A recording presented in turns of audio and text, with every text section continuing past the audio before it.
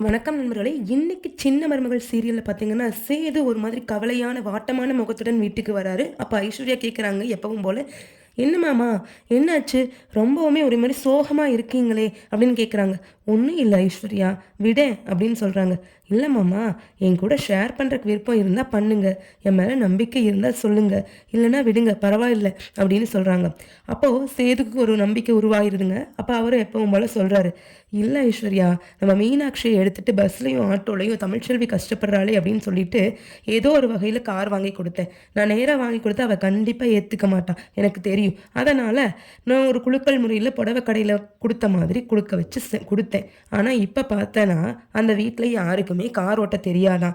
இப்ப என்ன பண்றது? அதுதான் ஒரே கவலையா இருக்கு ஐஸ்வர்யா" அப்படின்னு சொல்றாங்க.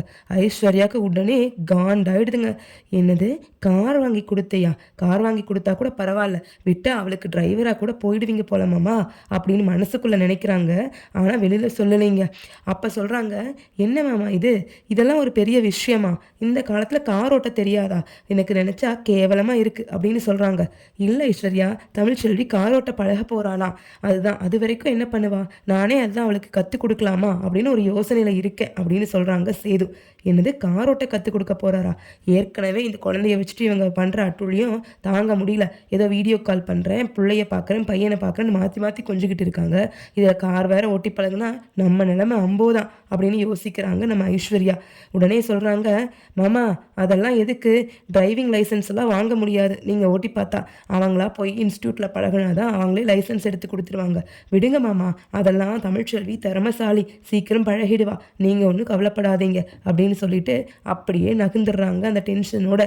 அப்பதான் ஈஸ்வரி வெளில வராங்க. "என்னம்மா, ஒரே ரொமான்ஸ் தான் போல" அப்படின்னு சொல்லி கடுப்பேத்துறாங்க.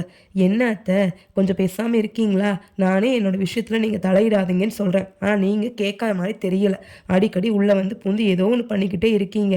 ஆமா, அழகருக்கு ஏதோ உடம்பு சரியில்லையாமே?" அப்படின்னு கேட்குறாங்க. "என்னது, உடம்பு சரியில்லையா? நல்லா தானே இருந்தான்" அப்படின்னு சொல்றாங்க நம்ம ஐஸ்வர்யா. "இல்லம்மா, நேத்து சாயந்தரம் நீ தான் தொட்டில்ல வச்சியாம். ஏதோ மூச்சு முட்டுற மாரி ஆயிடுச்சாமாவே. எதுவும் அது தெரியாதா உனக்கு? இந்த வீட்டுக்குள்ள தானே இருக்க" அப்படின்னு சொல்றாங்க. "ஆமா, நான் வீட்டுக்குள்ள தான் இருக்கேன். ஆனா நல்லா தானே நான் கவனிச்சுக்கிட்டேன்." "அப்படி பேச்சு வரலையே. ஏதோ சித்தியோட கொடுமை நடந்த மாதிரி இல்ல பேச்சு வருது" அப்படின்னு சொல்றாங்க.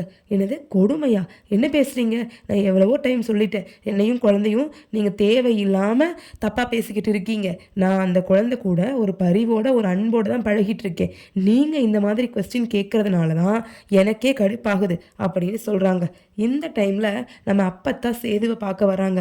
"என்னய்யா சேது, நான் சொன்ன மாதிரியே காரும் வாங்கி குடுத்துட்டேன். இனி எப்படி தமிழ்ச்செல்வி ஓட்டி பழகுவான்னு தெரியலையா? உன்னால முடிஞ்சா அதுக்கு ஏதாவது ஒரு ஏற்பாடு பண்ணியா? பச்சை குழந்தைய தூக்கிட்டு கஷ்டப்படுறாயா?" அப்படின்னு சொல்றாங்க நம்ம அப்பத்தா. "அப்பத்தா, விடுங்க அப்பத்தா. இந்த காலத்துல கார் பழகுறதெல்லாம் ஒரே வாரத்துல பழகிக்கலாம். அது ஒண்ணும் பெரிய விஷயமே இல்ல. அதுவும் நம்ம தமிழ் திறமைசாலி புள்ள தானே, சீக்கிரம் பழகிடும். நீங்க ஒண்ணும் கவலைப்படாதீங்க" அப்படின்னு சொல்லிட்டு அதுக்கான ஒரு ஏற்பாடையும் பண்ண தொடங்குறாரு நம்ம சேத்து. அப்ப பார்த்தீங்கன்னா, தமிழ்ச்செல்வி கார் டிரைவிங் கத்துக்க போறாங்க. கத்துக்கிட்டு நம்ம பெரிய வீட்டு முன்னாடி சும்மா கெத்தா வந்து இறங்க போறாங்க. "பார்த்துக்கிட்டே இருங்க" அப்படின்னு சொல்றாங்க. அப்பதான் தமிழ்ச்செல்வியும் கார் ஓட்ட போறாங்க. தமிழ்ச்செல்வி பார்த்தீங்கன்னா, சீக்கிரம் கத்துக்கக்கூடிய திறமை இருக்கிறங்காட்டி சீக்கிரமா பழகிடுவாங்கங்க. அது மட்டும் இல்லாம இங்க அழகருடைய நிலைமை ரொம்ப மோசமாயிடுதுங்க. அப்பதான் தமிழ்ச்செல்விக்கு பயங்கர கோவம் வருது. அப்ப அம்மாவ பார்க்காம அழகர்னால இருக்கவே முடியல. அப்ப போறாங்க. "தமிழ் கொஞ்சம் ஒரு எட்டு வந்துட்டு போயிருமா" அப்படின்னு நம்ம மோகனா சொல்றாங்க. அப்பதான் சொல்றாங்க, "நான் அந்த வீட்டுக்குள்ள வரணுமா? என்னால முடியாது. பையன கொண்டு வந்து என்கிட்ட விடுங்க. நான் சரி பண்ணி அனுப்புறேன்" அப்படின்னு சொல்றாங்க. அழகரும் இப்போ வீட்டுக்கு வந்துடுறாருங்க.